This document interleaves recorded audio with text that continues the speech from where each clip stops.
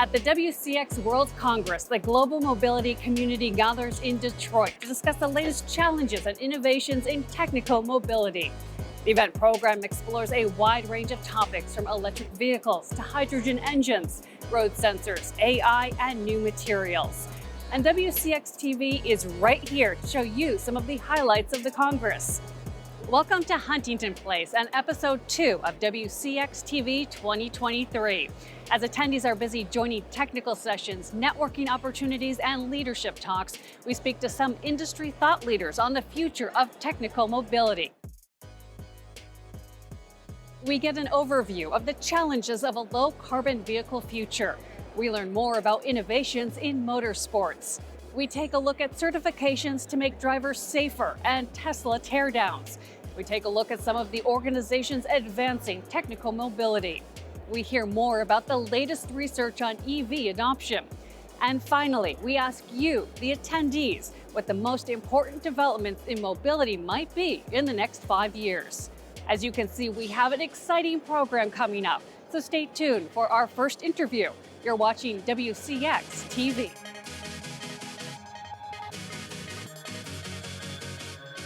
Joining me now is Kelly Senecal. He is the owner and vice president of Convergent Science. So thanks so much for joining us today. Thanks for having me. So let's start off with some big questions. What do you see as the biggest challenge the industry faces in reaching mass adoption of low carbon vehicles in the future? That's a great question. I think probably the biggest challenge is doing an honest assessment of what it means to be low carbon, right? So we tend to focus mostly on the tailpipe.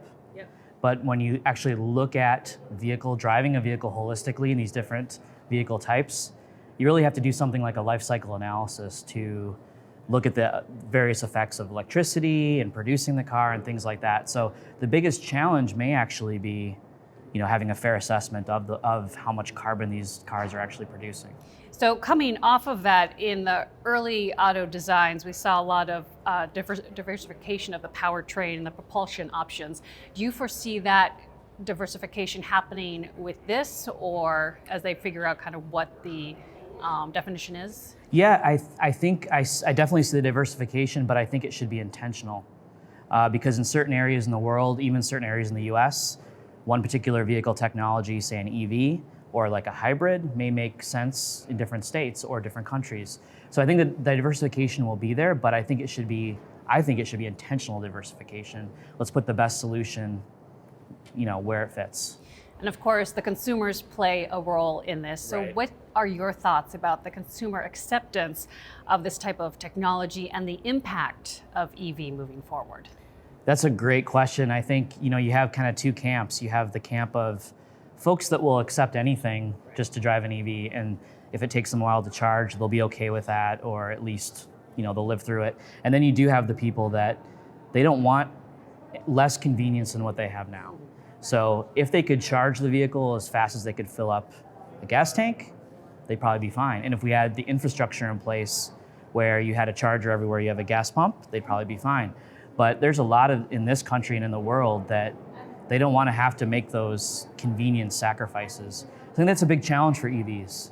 I think eventually we'll get there with the technology, but right now it's a huge challenge. So a lot of times people are owning their car for about 12 years now. Yeah. So that does give you some time, but what impact does that have on the EV market? It's just as important to figure out what to do with the existing fleet than what we do with new vehicles. And so we really need to focus more on things like renewable fuels and alternative fuels, because we can use the current infrastructure to fuel the current fleet with net zero CO2 emissions. So I think that's a really important part of the entire kind of decarbonization plan, because those cars are going to be on the road for a long time. And when you talk about the decarbonization plan, you do need to attract some of the best and brightest talent to the industry to work on this. How do you do that to help get society to net zero? We want to keep the diversity in the powertrain options. We don't want to shut anybody out and say we're not doing combustion anymore, we're just doing EVs, because now you lose that talent that could be coming and helping you improve your combustion engines. So I think as long as we keep the message of a diverse portfolio of solutions, sustainable future, I think that's going to go a long way to attracting the best talent. And are there other solutions to get to low carbon emissions besides EV, like pushing people toward ride sharing or another avenue? Public transportation is a great approach. It doesn't work for everybody and it doesn't work everywhere, but when it works, I think we should take advantage of it. In cities, I think active transportation, active mobility, biking and things like that is a good option, but again, not everybody can do that or wants to do that. Possibly some hydrogen and also EVs kind of collectively, because just picking one of these and going full bore in that direction could lead to unintended consequences and could lead to problems in the future. So we need to kind of keep our options open. A lot to think about. Yeah, for sure. All right, well, Kelly Senecal of Convergent Science, thank you so much for taking the time. Appreciate it. Thank you.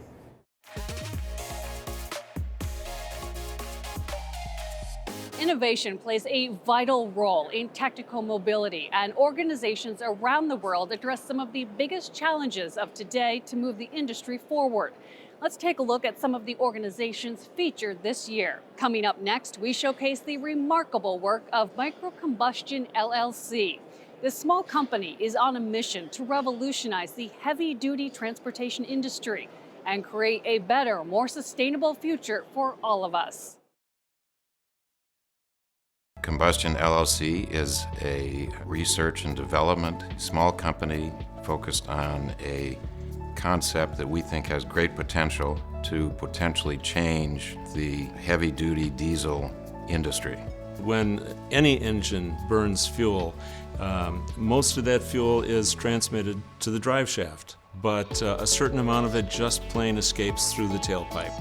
And if there's any way that we can capture some of that energy and put it back to work, it just makes the whole engine more efficient. And it means less pollution, less carbon dioxide in the atmosphere. Micro-combustion is the explosion of the gases inside of a cavitation bubble. As it implodes, it releases heat and energy and creates combustion and usable energy output. The device that Micro-Combustion has come up with is just so much more efficient. It's just unbelievable.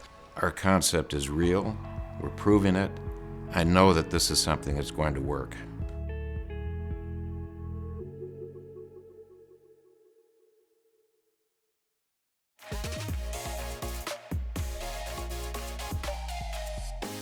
Next up, steel manufacturer Nucor is the industry leader in GHG intensity and decarbonization and is making continual improvements in this area. Let's take a closer look. Nucor is a leading steel and steel products manufacturer in North America. We operate steel in over 25 facilities into markets such as construction, infrastructure, energy, and certainly the automotive. The green economy of the future is going to be built on steel. We're focused on being the industrial leader in the sustainability space. So how do we make the world cleaner going forward?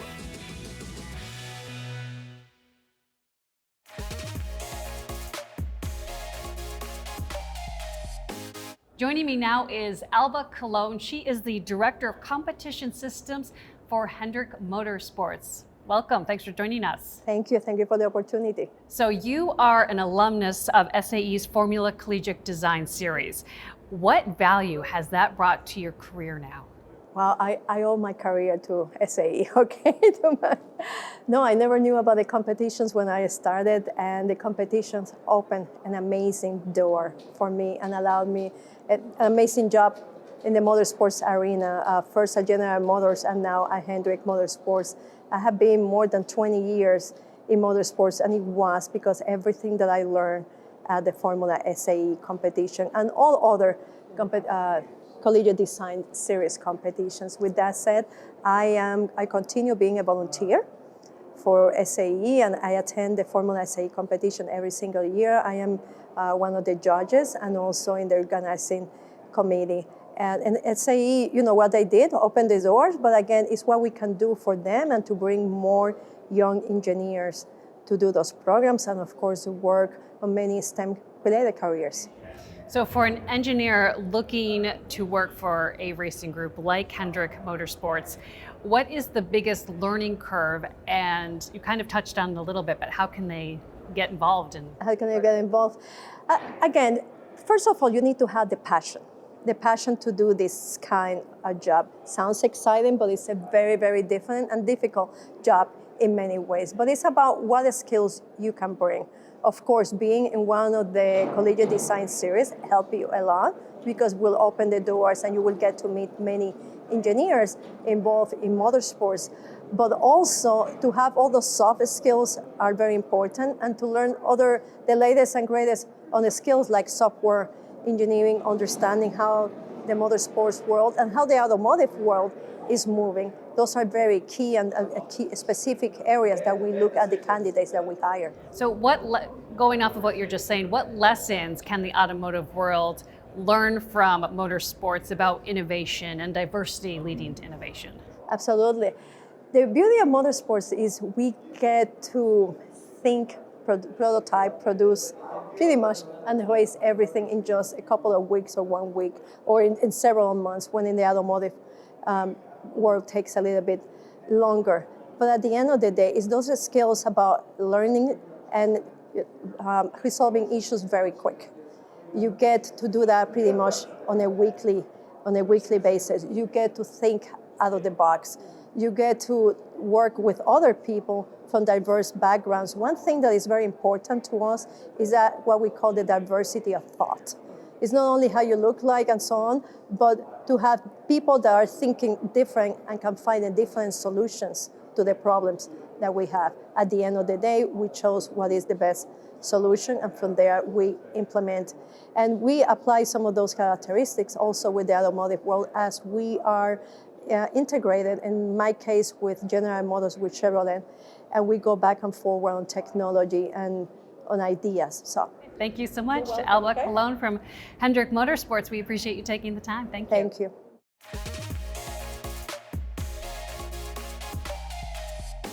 Now we're finding out more about the committee dedicated to establishing driving skill certifications for everyone, from commercial vehicle drivers to teens. Let's take a closer look. So J3300 is a driving skills standard. So the standards are a certification test. So the standard itself is not training people. Now, people can be trained. People, a part of the committee, do training, but the standard does not train. It assesses, so it's really a command performance assessment of the skill. Do you have mastery of the skill? So it's a very quick reconnaissance and a one-shot trial.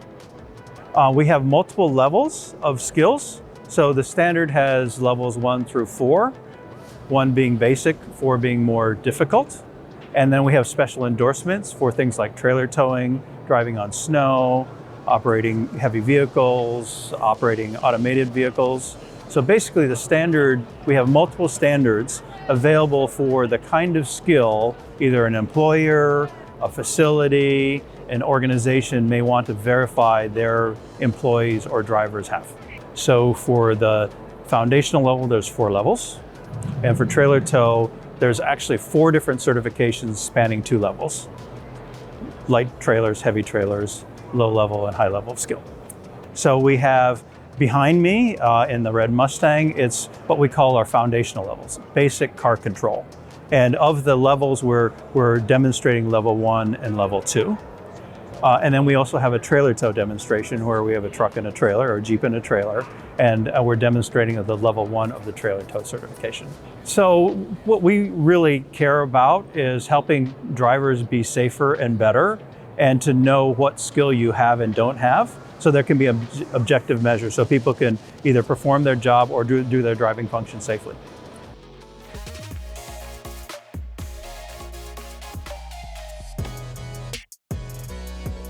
We're WCX TV, your daily news show featuring interviews and discussions on hot topics in mobility from this year's WCX World Congress. You can catch us around Huntington Place, in the Weston Book Cadillac Detroit, on the WCX website, social media, and YouTube. With new content each day of the Congress, make sure to keep watching.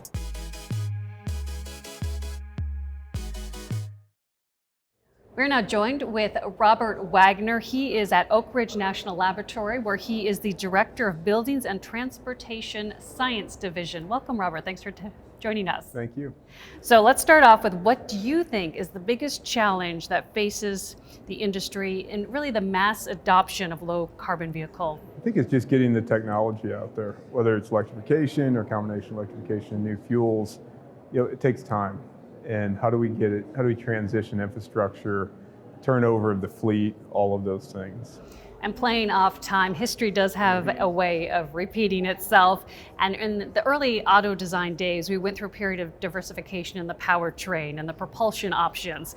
Do you see that happening when it comes to the business climate for automotive and EV moving forward? I think it has to, at least during the transition. I don't think we're going to flip a switch and have complete electrification overnight. It's an interesting idea, and technology is certainly going fast, so we'll see. But again, for a while, we're going to have a bit of everything. And some applications, I think, will always, not always, but for a long time, need an engine, especially off-road mobility. So think of rail, marine, aviation's tricky for long distance. On-road commercial vehicles, I think we'll see how the fuel cells, engines, electrification all play out. So it requires a transition. So do you think when a shift to more sustainable, low carbon mobility will require, development, demonstration, and we have a lot of the companies doing this, but what do you think the role of the national laboratories will be in this in the future? No, that's a good question, because the national labs they're these interesting big science resources. Right. And for example, Oak Ridge National Laboratory is part of the Office of Science. So we have the world's fastest neutron source. We have the world's most fastest computer at the moment. Incredible materials science, amazing history. And other labs have similar stories, so I don't want to make this about Oak Ridge, but there's these neat science tools that a lot of times the sort of foundational frontier type things we find can inspire technology solutions, and often could be equally some technology need, and we turn to the really fundamental science to solve it. Materials is a big one. So I think that's the role they play. These are big facilities that can't be stewarded by anybody but the government. So when you look at all this, what do you think the critical skills are for the scientists and engineers when you're looking at the future? I think the big one, and this is something I've always loved about the labs, is working in multidisciplinary environments. So while I certainly have enjoyed a career where I had time to really focus on these fundamental specific problems, it was always with an eye on to how that fits into the bigger picture and trying to understand other disciplines. So I think the students coming up now, this phrase team science gets overused, but it's really important. And you need to understand the disciplines you need to interact with. There's this term I've been hearing recently, transdisciplinary, which basically means somebody is really deep. And say you're really deep in power electronics, but you're also a known expert in high performance computing at the same time. So you have these sort of dual hats where you're very deep and can bring these areas together to solve these problems.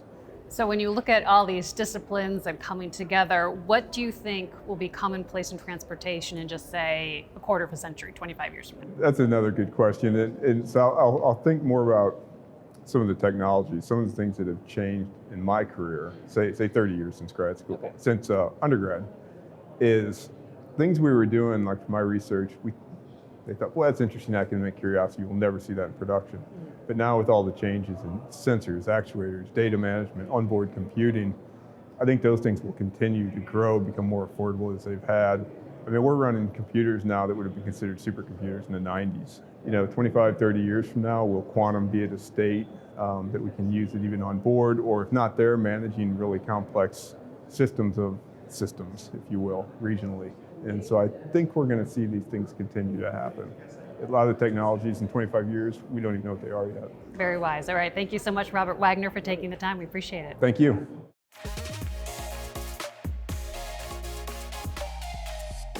Now we're catching up with Sandy Munro, the teardown titan, to take a look at some of the Tesla teardowns he's displaying on the exhibition floor.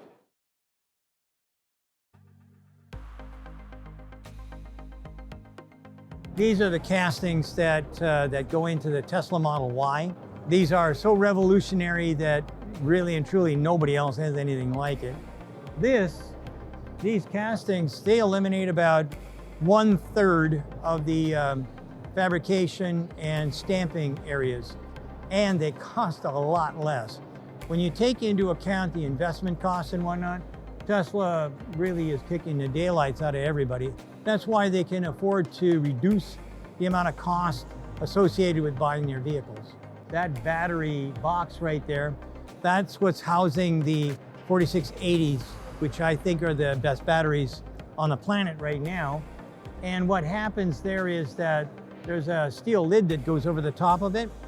Seats, carpet, center console, and the wire harnesses all go on top of that.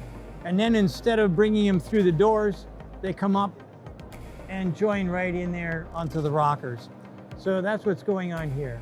Over there, we've got battery packs from the Ford Mach-E, the Ford F-150. So these are all the different battery packs that are kind of in everybody's eyes right now. The most interesting thing for me is the Lucid powertrain.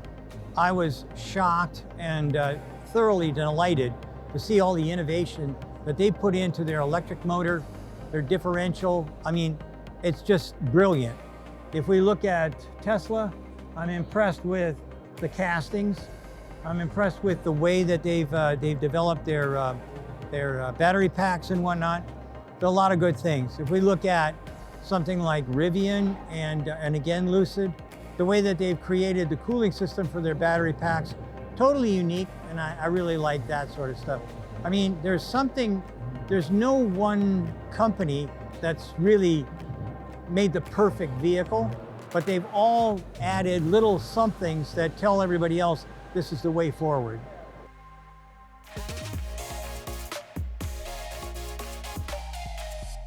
And finally, we wanted to know what you think the most important development in mobility is going to be in the next 5 years.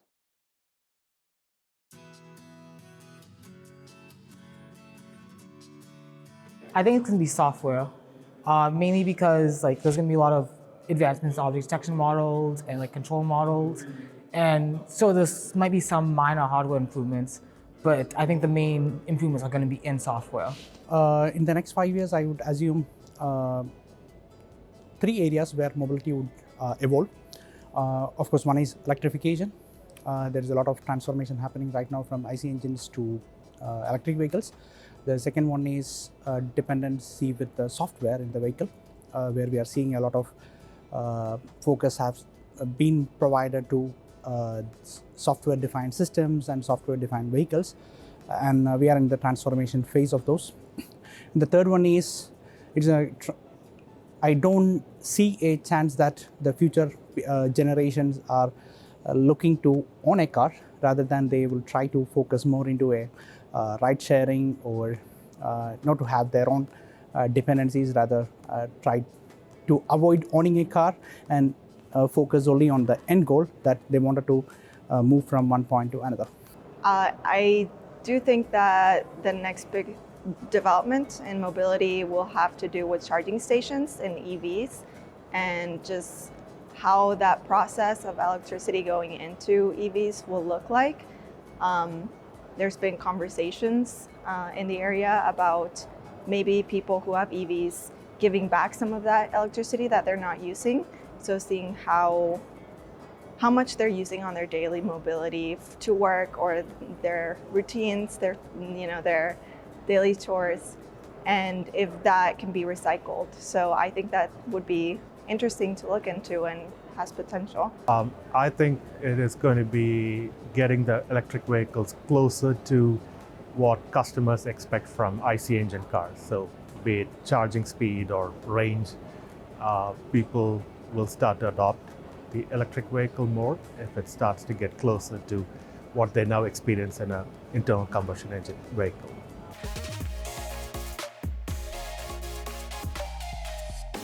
That's it for our second day here at the WCX World Congress 2023, and we hope you've enjoyed our show. Don't forget, you can still watch our content after the Congress online on the WCX website and YouTube. And don't forget to subscribe and follow WCX TV on social media. We'll see you next year.